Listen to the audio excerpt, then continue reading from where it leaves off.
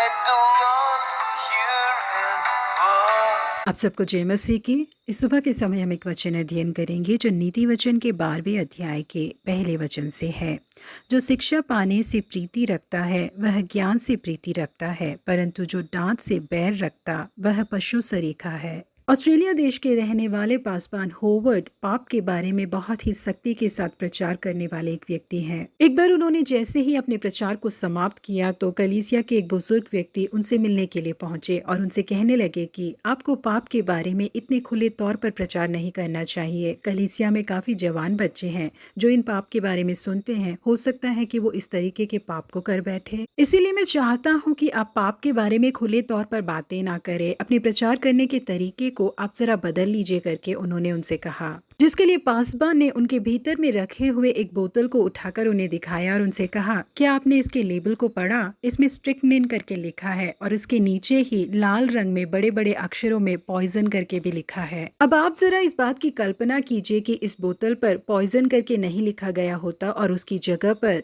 Peppermint essence करके लिखा गया होता तो क्या होता? कई लोग इसे खाना बनाने के लिए इस्तेमाल कर लेते, जिसके कारण कई लोगों की जान चली जाती। इसीलिए पॉइजन को पॉइजन बोलना ही बेहतरीन रहेगा, क्योंकि तभी सब लोग इससे सावधान रह पाएंगे। बिल्कुल इसी तरीके से पाप भी एक जहर के समान होता है। जब हम लोगों को उस पाप के बारे में बताएंगे तभी लोग उससे सावधान होकर बच पाएंगे। उसके बदले यदि हम लोगों से खुले तौर पर पाप के बारे में बातें नहीं करेंगे, पाप को पाप करके नहीं बताएंगे, उस पर पर्दा डालेंगे, तो एक दिन ये पाप नाम का जहर लोगों के जीवन को खत्म कर देगा। इसीलिए क्या क्या बातें और क्या क्या चीजें पाप है करके लोगों को साफ तौर पर बताना ही होगा करके उन पासवान ने उन्हें जवाब दिया। जी हाँ प्रिय परमेश्वर के लोगों, यदि कोई व्यक्ति लोगों को ये बात बताएगा कि पाप एक खतरनाक जहर के समान है जो उनके प्राण को ले सकता है, तभी उनकी जान को बचाया जा सकता है, वरना वो हमारे अंदर बहुत बड़े नुकसान को करके हमें मौत की कगार तक पहुंचा सकता है। इसीलिए हमें जो चेतावनी मिलती है उसे अनसुना किए बिना उस चेतावनी को ध्यान से सुनेंगे तो आने वाले खतरे से हम बच सकते हैं। यूहन्ना बपतिस्मा देने वाले लोगों के पापों को उन पर जताकर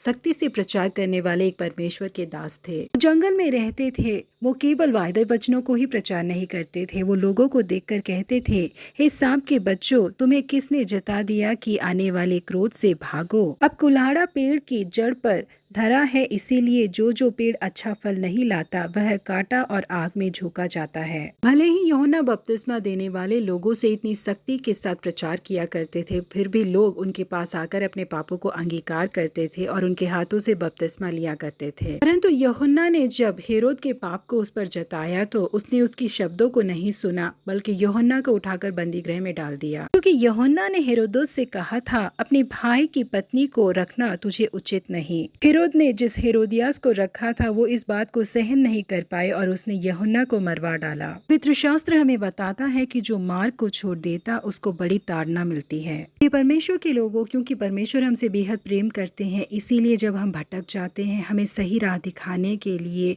हमें चेतावनी देने के लिए परमेश्वर ने कुछ लोगों को हमारे जीवन में रखा है। यदि उसे सुनकर हम सही राह पर चलेंगे तो हम भी दाऊद के समान आशीष को प्राप्त कर पाएंगे। प्रभु आप सबों को आशीषित करे। Have a godly day.